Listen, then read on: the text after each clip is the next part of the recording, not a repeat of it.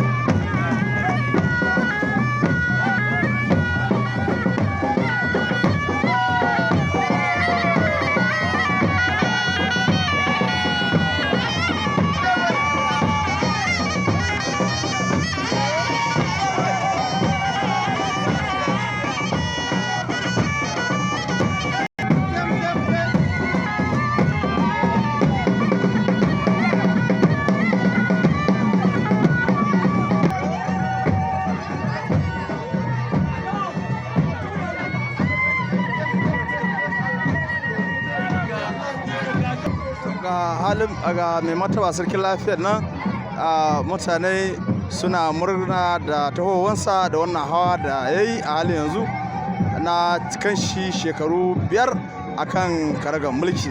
To alhamdulillah, abin dai abin sha'awa.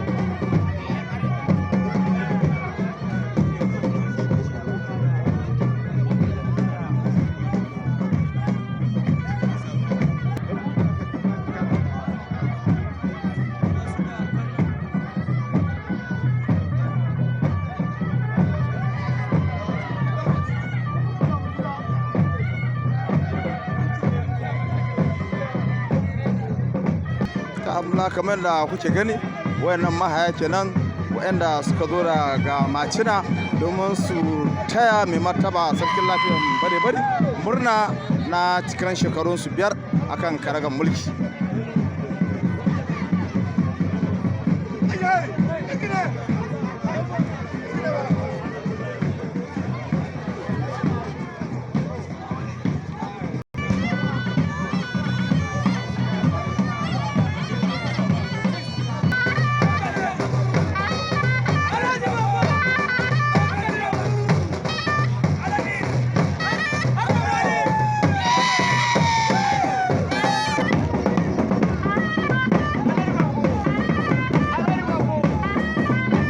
kuke gani su da ainihin kanuri na nan cikin garin lafiya.